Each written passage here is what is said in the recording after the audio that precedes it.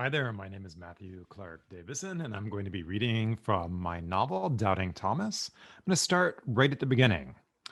Doubting Thomas, Chapter 1, Wednesday, May 1st, 2013. A single word printed over the picture of Thomas and his fourth grade class. Pedophile. There it hung in Times New Roman bold, staring up from the online edition of the newspaper. He remembered the day that the photo had been taken, only a year ago, when one of the parents snapped the candid shot as he and the kids lined up for a field trip beneath the oaks on the school grounds, just as Portland spring had started to give way to summer and geraniums had begun to dot the forest floor. His body buzzed with a foreign set of sensations as he sipped his mint tea. Only one other time in college had he felt something similar, the first of his HIV test results. Fear? Yes. A tamped down terror that buzzed in his chest, prickled and dampened the skin of his forehead, his scalp. Just as the mint tea started to calm his stomach, another wave hit him as Thomas stared again at the online photo on his phone. His kid's eyes were covered with black bars, the kind he had seen 30 years ago on naked people in medical dictionaries when he and his older brother James were kids and would sneak away from the children's lit section and into the science room at the library. Thomas clicked to contacts, then family, then James. Before the first ring, his older brother picked up, said hello. Up until now, he hadn't told any of his family because up until today, even with all of his lawyer's warnings, he didn't believe there'd be a reason. There's an unfortunate work situation, was all Thomas managed, imagining a national newspaper picking up the local story and James seeing it first.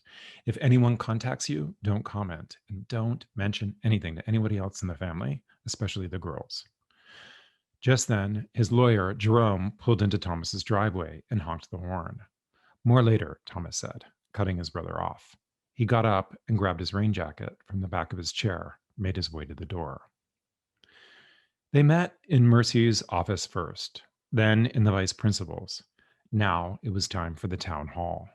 Once inside the recreation building, they walked toward the room normally used for school presentations. The arrangement of this space mimicked his own classroom with the wall of windows opposite the entrance. A podium usually stood solo in front of all the glass, which never made sense to Thomas because it backlit rather than highlighted the speaker. In his classroom, the same area was where his kids had circled for story time that day, nearly a month ago. Here, two tables were assembled and angled at 45 degrees to each side of the podium. Between the tables at the entrance, they had put out 7 rows of chairs. Thomas and Jerome had been instructed to sit at the table on the left. Lisa and Conrad J., Toby's parents, near the investigation teams on the right. Thomas pulled his phone from his pocket. His nephew had texted a moment before. Another state votes to allow gay marriage. Victory, Thomas quickly typed, then sent before turning the ringer off. Thomas and Jerome looked at their places just before the Jays sat down. Had there been a judge sitting on a riser, the room would have resembled a courtroom instead of a community forum or town hall. Thomas with his lawyer on one side, one of the sheriffs and district attorney and her team on the other. It struck Thomas that Mrs. J's dress looked like a man's oversized Oxford shirt, and she kept playing with the built-in belt. She had worn the same dress to the King's Farmers Market the Sunday morning after they had hosted the fundraising party for the scholarship fund. Like the Jays, many country day parents lived in the West Hills, which was a considerable drive to Northeast, and Thomas had been shopping at the farmers market for years without ever encountering country dayers. King's, unlike the other outdoor markets, had opened a month early this year, in April instead of May, so it drew a larger crowd. He remembered the awkwardness as he and the Jays looked into each other's canvas bags. Mrs. J talked about melon, about heirloom versus hothouse tomatoes, about kale, which kind is best, which to avoid, as if she were an expert on organic food instead of a person who led a sales team. She seemed relaxed, in charge. Her eye contact reassured Thomas that the incident with her husband from the fundraising party had gone unnoticed. In fact, the tone of their conversation reminded Thomas of her occasional appearances at her son Toby's bi-monthly parent-teacher conferences, which Conrad usually attended solo, where her contributions seemed both urgent and meaningless, as if she were playing a game, not of domination, but certainly something to do with control. She needed to lead. If Thomas started in on Toby's social skills, she'd redirect to his reading comprehension. Her manner was compelling, convincing, as if by rerouting, she had uncovered the topic that everybody wanted to discuss all along. This made Thomas wonder if it had been his own meekness that kept him from calling her right after the other incident. Not the one at the party with her husband, but the one in his classroom with her kid. The sheriff's report showed that Toby had said something after school the same day, the Friday before the fundraiser, and the Jays still invited him. No matter what the order of events, he couldn't blame them for inquiring, even if they should have called sooner. Maybe it took the weekend to sink in. At the very least, it must have been confusing. If Toby, who usually didn't lie, indeed came home and told them, as they claimed, that Thomas had touched my pants, they deserved to hear an explanation. But they had been given one, the same one, by several witnesses. Why hadn't that been enough? What were they doing here? Unable to think of another reason why they had taken this route, pushed it this far, Thomas could only think of the other incident, Conrad's dumb kiss at the fundraiser. He regretted not having said something then, too, to her, right then and there, at the party. And if not at the party, the farmer's market. But he had doubted himself. Lisa J possessed a particular combination, a peculiar set of qualities that individually Thomas dealt with well. Wealth, power, sincere directness, and a strange, almost masculine beauty. Having worked with kids of high performing parents for years and having grown up with his own father, Thomas knew how to deal with alphas. Mrs. J's particular mix, the ever shifting emphasis on one or two traits over the others, and the relentless seeming need to drive the narrative, threw him off. Not because he found it distasteful, he didn't. He found it alluring. Sexy? Not only that, but Thomas wasn't completely sure if she had seen the kiss between her husband and himself. And if she hadn't, mentioning it would have caused more trouble rather than alleviating it. Okay, so I'm going to stop there, and I just want to thank you all so much for having me. Hopefully, next year we'll see you at Saints and Sinners in person. Thanks so much again. I'm Matthew Clark Davison, and that excerpt was from my forthcoming novel, Doubting Thomas, published with Amble Press. Hi there, this is J. Marshall Freeman coming to you from Toronto, Canada, and I'm really delighted to be part of Saints and Sinners 2021. I've been associated with the festival for a couple of years. I won the fiction contest in 2017 and 2019, and now I am back with my first novel, The Dubious Gift of Dragon Blood, which came out in December from Bold Strokes Books. Let me tell you a little bit about The Dubious Gift of Dragon Blood. High schooler Crispin Haugen already has so many identities to sort through. He's Scandinavian, Asian, not to mention gay. Then a messenger from another world arrives to tell him he also carries the blood of dragons in his veins.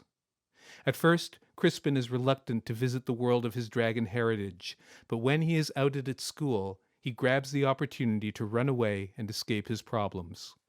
Transported to the realm of fire, where dragons and humans live in harmony, Crispin falls for Davix, a brooding, nerdy scholar. But dark mysteries threaten the peace of Crispin's new world. Without warning, dragons from the realm of air unleash a bloody war and take him hostage. With everything he cares about on the line, Crispin must find the courage to fight for justice and for love. And now, here is an excerpt from The Dubious Gift of Dragon Blood. Crispin, still back in Toronto, after a love poem he wrote to the captain of the hockey team is discovered, he has run in humiliation from the school to the Ambassador Hotel, where his dragon hosts are staying. Consul Krasiktehe is mostly human, just 1/8 dragon, but her companion, Tikoch, a quarter dragon, is much more lizardy and strange. At the hotel, they await the conjunction of the realm of fire when they can effect the transport. But in the meantime, Crispin's worried parents have tracked him down to the hotel. Consul Chrysichtae said, "Your parents are on their way up."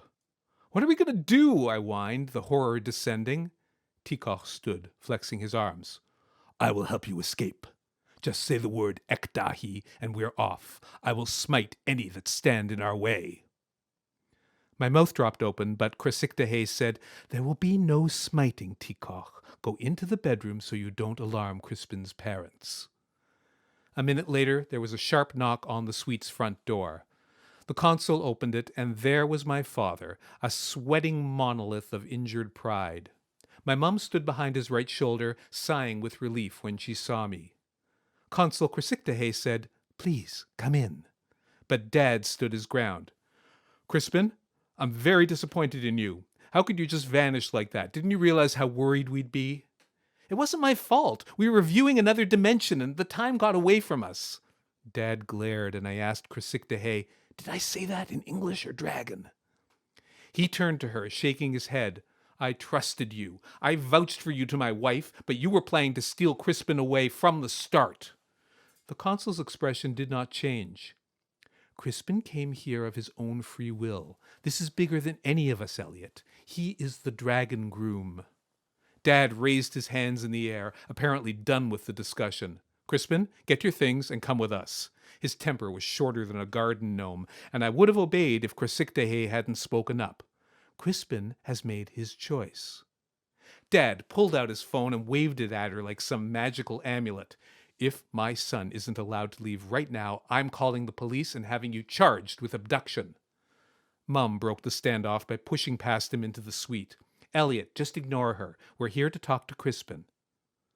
Mum joined me on the couch. Dad, the wind blown out of his sails, entered quietly and dropped into the big wingback chair. Mum folded her hands in her lap and gave me little encouraging smiles that made me even more wary. "Crispin, honey." "Mom, honestly, I didn't mean to worry you." I let out a shaky breath. "It's been a weird 24 hours, okay?" She nodded, a spooky marvel of serenity. "I know, Crispin. Honey, I think there's more going on here than just this." She waved a hand vaguely in Chrysichtae's direction. "This dragon business. Lately, you've been so moody. You use sarcasm to cover it, but I can see you're in pain." Her amateur psychology was super obvious, but still effective. I felt tears stinging my eyes. "Honest, Mom, I'm fine." "I want to ask you something, Crispin, and whatever the answer, your father and I love and support you." "What?" I asked, dread cramping my stomach. "Are you and Altman in some kind of relationship? I mean, a romantic relationship?" I jumped to my feet. "What? No! Why would you say that?" My heart started pounding. Mom raised a hand like she was calming a startled horse. "It's okay. It's okay. If he is your boyfriend, that's something we'll sit down and discuss, because we're all in this together." And I was backing up, putting as much overwrought furniture and faux royal carpeting between us as possible. No, we're not all in this together. You have no idea what you're even talking about." "Say something, Elliot," my mother snapped at my father, and everything was just a freaking disaster. This was my thing, my coming out, and it was being taken from me in a hotel room full of part dragons and freaking huge realms floating over our heads. My boyfriend. I was nothing to Altman, and nothing but a slut to the rest of the school. Dad tried the authority thing again. "Crispin, these people aren't your friends. The sooner we all go home, the sooner you'll be able to think straight." Everyone looked blurry now, and I realized I was crying. "I don't think straight, Dad. I don't anything straight. Isn't that the point?" And then, without planning it at all, without considering the consequences, I shouted, "Ekdahi!" The bedroom door burst open, and Tikoch exploded out of it. I was swept off my feet and thrown over his back like a sack of beans. I watched my parents' shocked faces retreating as the quarter dragon ran us out onto the suite's balcony. The world turned upside down, and it took a second to realize he was climbing the outside wall of the hotel. I screamed. In no time, we reached the roof, and Tikoch dropped me on the tar and pebbles as Tikoch raised the summoning stone over his head and began chanting in the dragon tongue. With an ear-splitting crack, the realm of fire appeared overhead. The great rough world of rock was so close now. I could see animals grazing in pastures, and a city of twisted streets and towering spires, all hanging upside down. The din was incredible, and I only barely heard Tikoch call me, "Dragon Groom!" He stretched out his hand, and I hurried toward the blinding light of the summoning stone. He wrapped his bony arm around my waist, and together we lifted off the roof of the Ambassador Hotel and flew headlong into the realm of fire.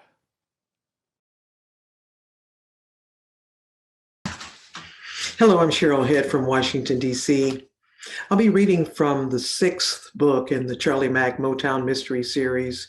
It's called Warn Me When It's Time, and it'll be published in June of this year. In this particular excerpt, Charlie and her team are working on a domestic terrorist case, and Charlie is going through her process. Charlie had put the Post-its into their categories: questions, facts, what ifs. She lifted one note from the board. Hassan Pasha was killed in a mosque attack. Charlie placed the note in the middle. She was doing a reset. She grabbed a strawberry, took a bite, and stared at the board. Why was he killed? This was the fact that kept them involved in this case. Did an aggrieved student plan his death? If so, the student would have to know Pasha's schedule, his routine. Was his murder an accident, a robbery, or hate crime gone wrong? Charlie scrolled through the task force report on her laptop. 10 cases in 6 months, 5 churches, 2 mosques, 1 temple, 2 funeral homes, all connected, but how? All the attacks had happened at night.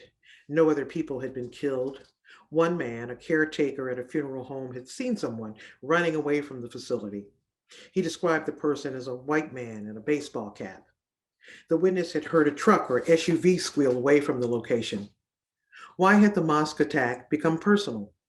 Why did Pasha have to die alone at the end of a normal workday?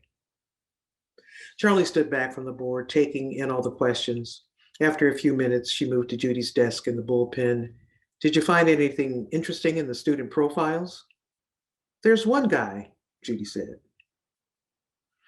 Robert Christopher Barrett was 21 years old, a graduate of Garden City High School. He'd applied for and was accepted into the Computer Information Systems program at Wayne County Community College. He'd taken night classes and online courses at the college, 4 of them taught by Hassan Pasha. The classes included computer networking, networking essentials, security fundamentals, and wireless networking. He'd worked as a sales clerk at a Walmart, as a computer assistant at FedEx, and was now employed at Guardian Insurance Company in Southfield. Judy had included several photos of Barrett pulled from his social media accounts. In one, he posed with a long gun, wearing camel pants and a baseball cap labeled security. Charlie thought he was the kind of kid that might have been bullied in school for being too skinny, too pale, too geeky. He certainly doesn't look like a domestic terrorist, Judy said. Maybe not, but he does look like a kid on the path to self-radicalization, Charlie said. I think we all have prejudgments about what these people look like.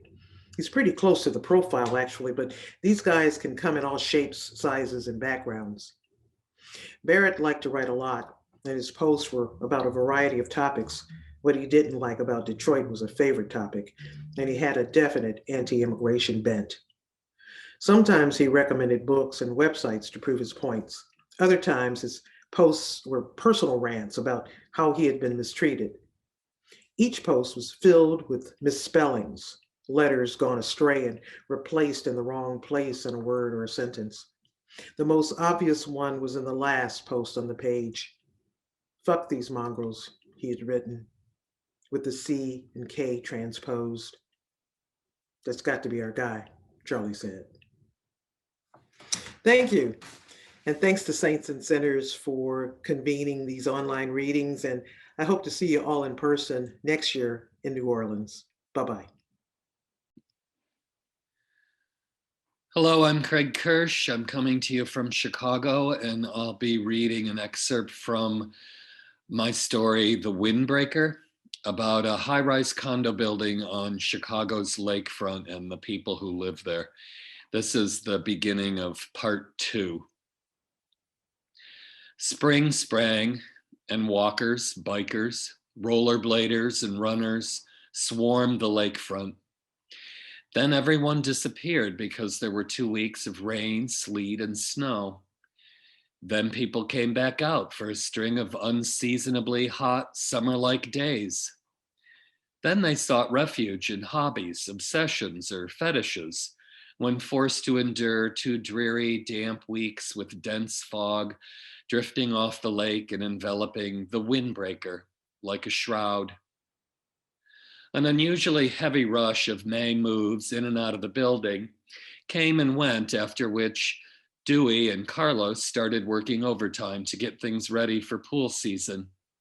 They cleared debris from the pool deck with a noisy, high-powered leaf blower, sprayed clean the tables and chairs from storage, and finally hung the big hose into the shallow end to fill the pool.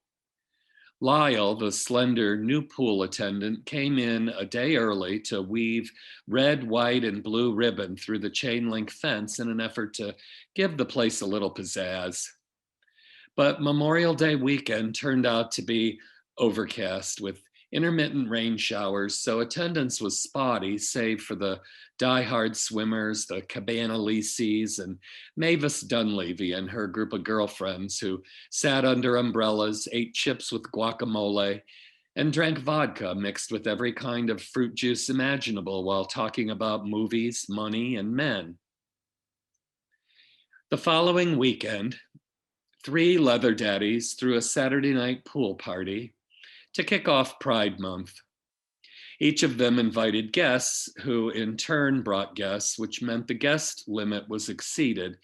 And by 10 o'clock, there were a dozen men in harnesses and jockstraps going down on each other in the deep end, while an assortment of bears, cubs, otters, and twinks got into an ass slapping contest in the shallow end. The festivities were brought to a halt when 2 heavily tattooed guests in full leather regalia threw Dewey in the water. They thought he was one of them because of his uniform and tool belt. It was Mavis Dunleavy who had to slap several of the men with pool noodles to get their attention so she could explain that Dewey was part of the maintenance crew and not a party guest. By the time Dewey climbed out of the pool, he was shirtless. "That's it," he screamed, making an emphatic crisscross gesture with his arms. "The party is over and the pool is closed for the night." Those who were not there for the party moaned. But when 13-year-old Teresa McNamara, who was trying out her new scuba mask, suddenly surfaced and shrieked because she had discovered a turd in the deep end, people were happy to go home. The reverberations were far and wide. The pool had to be closed for a shock chlorination treatment all day Sunday, which upset the sun worshippers and lap swimmers to no end because it was a picture-perfect day. When Simon asked Julian why the pool was closed, he looked up from his bank of camera monitors, slid his glasses down slightly on his nose, and said point blank, "Somebody shit in the pool." Monday, the management office was flooded with complaints, and on Tuesday, Cassandra, the building manager, was reprimanded by Sally Bishop, the board president. She was furious. There had been no pool attendant on duty at the Pride party.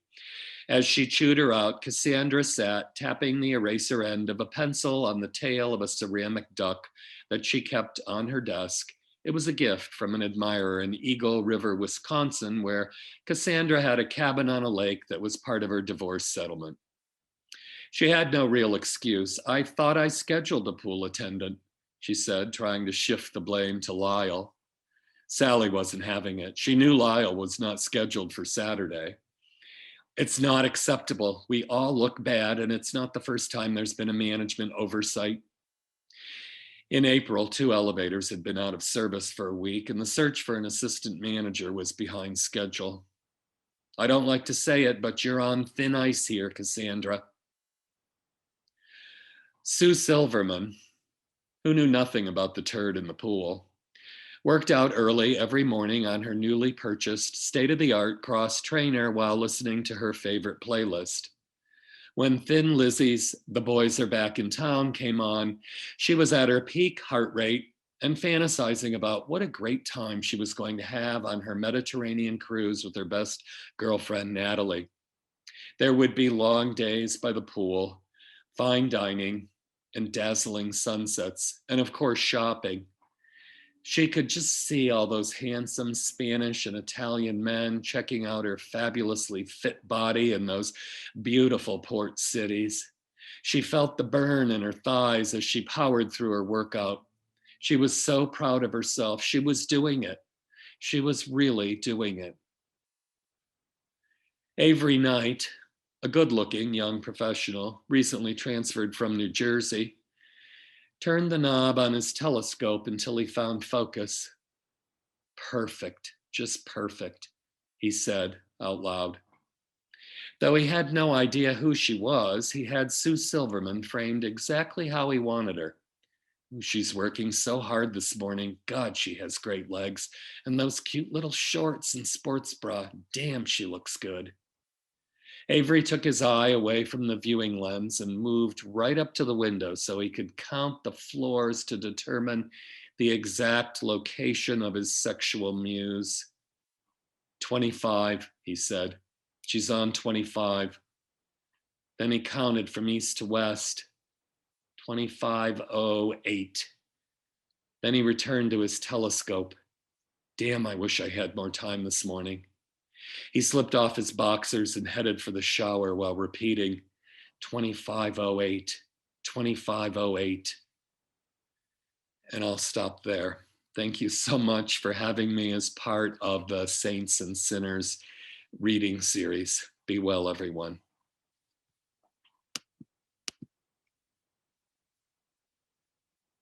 Hello, my name is Sassafras Lowry. I'm coming to you from Portland, Oregon. I'm going to be reading an excerpt from my Lambda Literary Finalist novel, Lost Boy, which is a queer punk leather retelling of Peter Pan. I'm going to start reading at chapter 2. So early on in the book, I don't think there's anything else you need to know.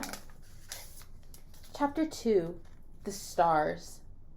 I'm sure by now you are wondering who I am and what business I have telling these stories that aren't mine, well, at least not entirely mine. The name's Toodles. I was lead boy in service of Pan, leader of us lost boys in Neverland. Who were the lost boys, you ask? To be a lost boy, you must be brave, strong, and above all, be loyal. But beyond that, we're hard to define. To write about who we were and what we always have been feels inadequate. Never in my life has there been anything as important as pleasing Pan. Magic is the only word I have for it. In Neverland, I felt like anything was possible. Pan was a strict leader, but he brought boys alive and gave us a world few others ever saw. It wasn't always easy. Sometimes it seemed like I missed all the big adventures. I'd be out dumpster diving so we could have dinner, and when I got back, there'd be blood everywhere. I never minded, really, nor would I have hesitated to pull my knife and fight for Sir if I'd been called to. Sure, our world was violent. It had to be. But it was also bonfires, fucking, and skinny dipping in the river. Often, I was the only boy who Pan would talk to. I loved that. Until Wendy came.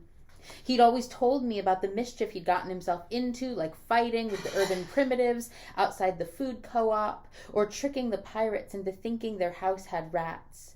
Fun shit like that.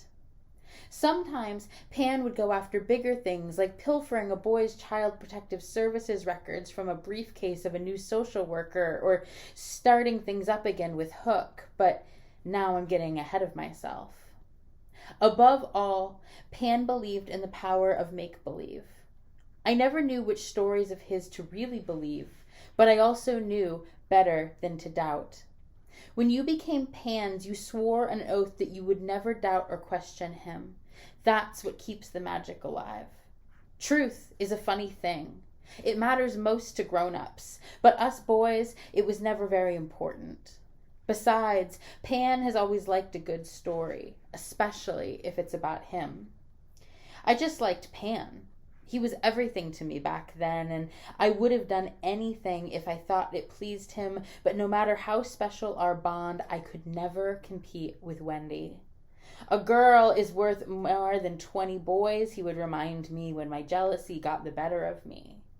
I didn't understand what was so special about girls, especially that girl. No, actually, Wendy was a good mommy to all of us, and I served her with nearly as much loyalty as I showed Pan. It's just hard to talk about him and the way we were back then after everything that's happened, but again, I've said too much, and you don't even know the story yet. The last thing I want is to disrespect him more than I already have. I was telling you about myself, though there isn't much to say. I fell out of my pram and no one came looking. Little boys who don't get claimed and were never claimed because no one ever wants us are sent away all kinds of places. I was one of the lucky ones. I made it to Neverland. I'll never forget my first night with him. Pan found me at an all-night diner, sitting alone in a booth drawing. My pack was propped up on a chair like a silent dinner guest, and I was curled into the booth trying not to fall asleep in my fries. I sipped coffee, which I hated because it made me think of my dad. The bells on the door jingled as Pan walked in, black boots beaded with rainwater. He sat at the counter and ordered a chocolate milkshake, pulling off his green baseball cap, running those little tattooed hands through his fiery red hair. I could see a black handkerchief shoved into his back left pocket along with a slingshot. I wasn't sleepy anymore. I turned to a new page in my notebook and began to write. Back then, I carried a journal everywhere. It was filled with little sketches and accounts of my days. I was worried about forgetting. I must have been really into my writing because I looked up and there he was, standing over me with a smirk on his face and those green eyes of his sparkling like stars. Pan had his milkshake in hand, cap back on his head. He sat down at my table without asking permission. I pushed my fries towards him. I knew that I would give him anything before I even knew his name. Pan took me to Neverland that night. I didn't know what to expect. It was not the first time I'd played these games, but this was different. There was no fucking, no build towards something as simple as sexual release. He cut me. He took his knife from its leather holder and traced it across my throat. I didn't know this powerful boy. Everything about my world then was dangerous. I knew danger, tasted it on my dry morning lips, and held it at bay from my hiding spot in the shadows as the grown-ups rushed to and from their offices. I was as friendly with danger as I was with uncertainty, but as Pan's knife trailed across my body, I was actually afraid. It was the first time in a very long time I felt anything. He came up behind me and whispered in my ear, "Boy, to call Neverland home, you must wear our sign, 2 stars on your right shoulder." It is such a pleasure to be back, even just virtually, at Saints and Sinners this year. I hope that you have a fantastic conference and that we will all see each other again in person in New Orleans again soon. Bye. Hi, I'm Jim Provenzano, and welcome to Saints and Sinners 2021 online reading series. I'll be reading from my 7th novel, Finding Tulsa, about a gay filmmaker who reconnects with his teenage crush from summer theater production of Gypsy, thus the Tulsa.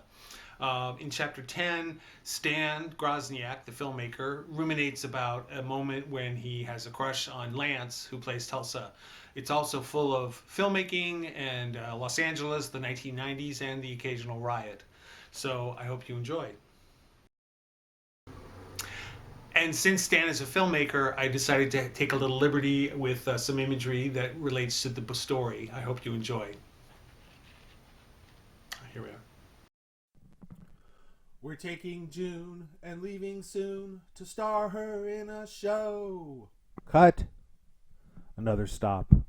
The other kids, all the younger versions of the newsboys, lounged away to rehearsals in the green room or in the scene shop, getting into trouble.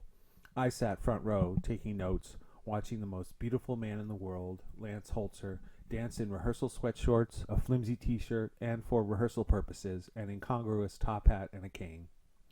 Arthur McCabe hiked himself up on stage, had a mini-conference with the choreographer while stroking his beard, and then something was redone. I wasn't paying attention. Lance sat down on the stage rim, looking down at me with his shorts riding up, his legs spread merely arm's reach away.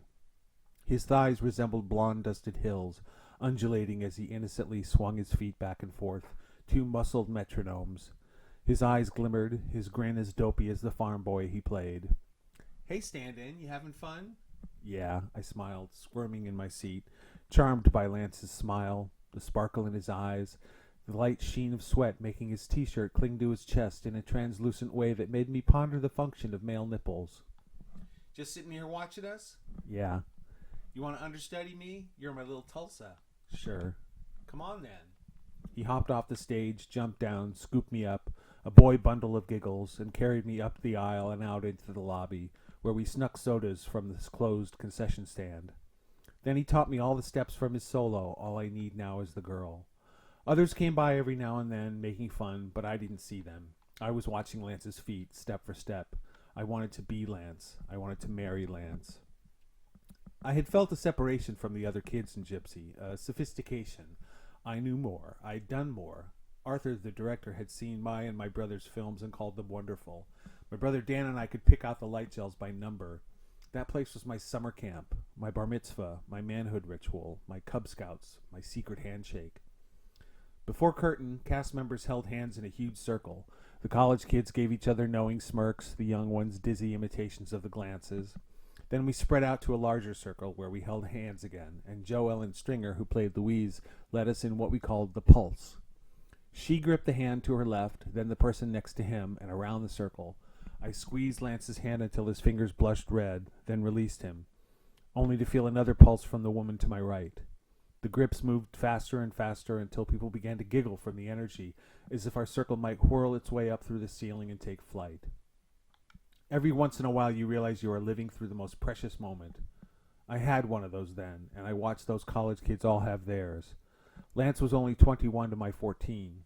That 7 years would seem negligible today, but then it was a chasm. Nothing brought us together. Nothing, that is, but a musical about a stripper. During practices and performances of Gypsy, I became known as a bit stuck up. While other kids swarmed in from every local fire, baton studio, and ballet class for the Uncle Jocko scene, I was already known there. I was a regular. Dan and I had our name on almost every flat. This superiority didn't make me any friends my age, not that I wanted them. Dan began to hate every performance when he realized he couldn't dance. He dropped his gun almost every night during the military section. The only pleasure he got was from sneaking backstage with the other boys to watch Jo Ellen Stringer strip 4 times between her quick-change finale numbers as Miss Gypsy Rose Lee. I, of course, had other interests. During intermission, I quietly slipped up the catwalk and watched the entire second act from above. Sitting on the steel grate, sometimes not moving for the entire last hour, I sat watching the curtains part, the sets float in and out, the actors move about below me. I felt the heat of the lights, heard their mechanical hum, watched gels slowly melt against the top hats and frames of the lights. When the senior who played Mama Rose finished belting out her big, deranged aria, I crept down the catwalk ladder. During the prolonged applause, I emerged in line backstage a minute before curtain call and bowed with the other kids, smiling for the sea of darkness and fluttering hands. They saw me as just one of those cute little kids. I saw myself looking down on myself, just another puppet. I followed Lance around, asking him what he thought the character of Tulsa was like, ignoring the fact that most musical theater characters usually didn't have developed personalities, just choral parts and a few good lines. Nevertheless, I felt I bonded with Lance. Every night during the famous newsboy scene, The strobe lights flashed, the music blared, the newsstand whirling and twirling with flags and sparklers. The theatricality was so simple, yet each night it thrilled me. We would dance, Baby June hoofing away, then shuffle and move as the older boys snuck up behind us. One by one, we became them, or they became us, and the years whooshed by. We handed off our youth to them like a daily news baton. We became known as Tulsa 1 and Tulsa 2, but he called me Stand-In, or Stand-In. I think the nickname had something to do with me always standing nearby whenever he had to make a costume change. I was shadowing Lance, whose azure eyes were one thing I couldn't imitate, my browns dull in comparison. Lance was full-tilt worship. I stole glances at Lance as I watched him become Tulsa, whose cinematic version gave birth to my craving and appreciation of the male ass. As he shucked off one pair of pants for another, night after night, me carefully timing my trips to the dressing room to coincide with this glorious evening miracle, his snug white jockey shorts displayed a thick round bulge. Maybe he talked to other guys about me. Maybe he fucked them. I didn't know. There was a whole world of adult activity going on I couldn't translate. Half of them were drunks, a few closeted, one a serial shoplifter. Who knew?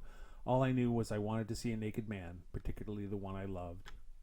Lance must have decided to allow a moment of benevolence. We were alone in the dressing room, with only the tinny sound of the stage monitor piping in the conversation for the Mr. Granzinger scene. Lance gave a sly glance at me, winked, then pulled down his underpants. He gave his dick a few tugs and turned away to display his furry ass before pulling on his pants for the next scene. Before he left, he made an unusual comment that, for the life of me, escapes memory. Let us choose to recall it as something encouraging.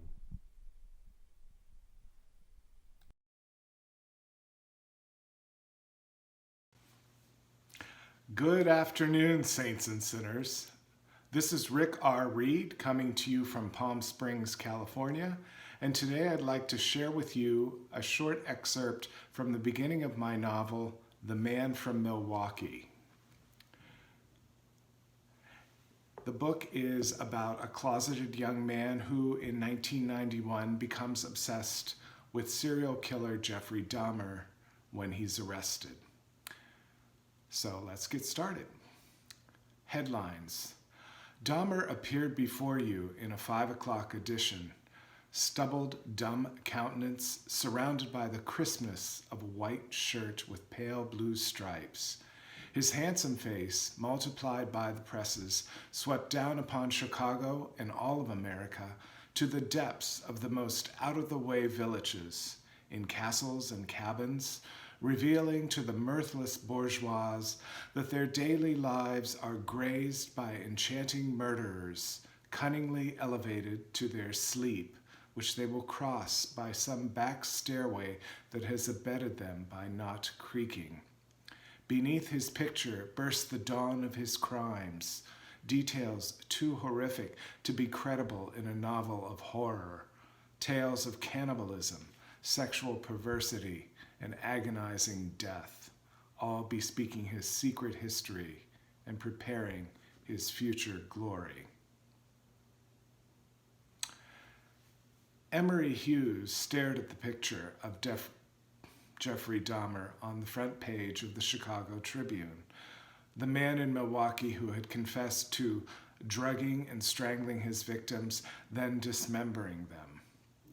The picture was grainy, showing a young man who looked timid and tired, not someone you'd expect to be a serial killer.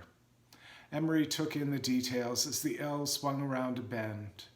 Lank, pale hair, looking dirty and as if someone had taken a comb to it just before the photograph was snapped. Heavy eyelids, the smirk, as if Dahmer had no understanding of what was happening to him, blinded suddenly by notoriety. The stubble, at least 3 days old, growing on his face. Emery even noticed the way a small curl topped his shirt's white collar. The L twisted, suddenly a ride from Six Flags, and Emery almost dropped the newspaper, clutching for the metal pole to keep himself from falling. The train's dizzying pace, taking the curves too fast, made Emery's stomach churn. Or was it the details of the story that were making the nausea in him grow and blossom? Details like how Dahmer had boiled some of his victims' skulls to preserve them. Milwaukee medical examiner Jeffrey Jensen said authorities had recovered 5 full skeletons from Dahmer's apartment and partial remains of 6 others. They discovered 4 severed heads in his kitchen. Emery read that the killer had also admitted to cannibalism. Sick, huh? Emery jumped at a voice behind him. A pudgy man, face florid with sweat, pressed close. The bulge of the man's stomach nudged against the small of Emery's back. Emery hugged the newspaper to his chest, wishing there was somewhere else he could go. But the L at rush hour was crowded with commuters, moist from the heat, wearing identical expressions of boredom. Hard to believe some of the things that guy did, the man continued, undaunted by Emery's refusal to meet his eyes. He's a queer. They all want to give the queers special privileges and act like there's nothing wrong with them. And then look what happens, the guy snorted. Nothing wrong with them. Right. Emery wished the man would move away. The sour odor of the man's sweat mingled with cheap cologne, something like Old Spice. Hadn't his father worn Old Spice? Emery gripped the pole until his knuckles whitened, staring down at the newspaper he had found abandoned on the seat at the Belmont stop. Maybe if he sees I'm reading, he'll shut up.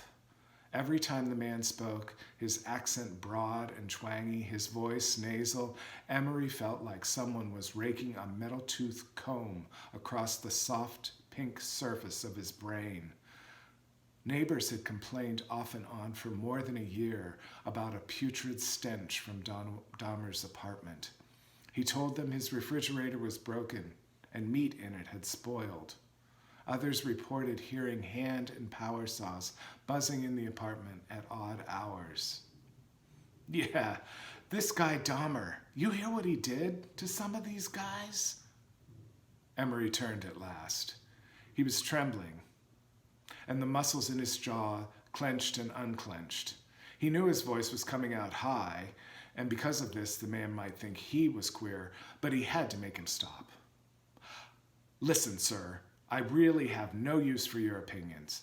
I ask you now, very sincerely, to let me be, so that I might finish reading my newspaper. The guy sucked in some air. Yeah, sure, he mumbled. Emery looked down once more at the picture of Dahmer, trying to delve into the dots that made up the serial killer's eyes. Perhaps somewhere in the dark orbs he could find evidence of madness. Perhaps the pixels would coalesce to explain the atrocities this bland-looking young man had perpetrated, the pain and suffering he'd caused. To what end? Granville next. Granville will be the next stop. The voice, garbled and cloaked in static, alerted Emery that his stop was coming up. As the train slowed, Emery let the newspaper, never really his own, slip from his fingers. The train stopped with a lurch, and Emery looked out at the familiar green sign reading Granville. With the back of his hand, he wiped the sweat from his brow and prepared to step off the train. Then an image assailed him, Dahmer's face, lying on the brown, grimy floor of the L, being trampled. Emery turned back, bumping into commuters who were struggling to get off the train, and stooped to snatch the newspaper up from the gritty floor. Tenderly, he brushed dirt from Dahmer's picture and stuck the newspaper under his arm. Thanks for listening. Hope to see you all next year at Saints and Sinners.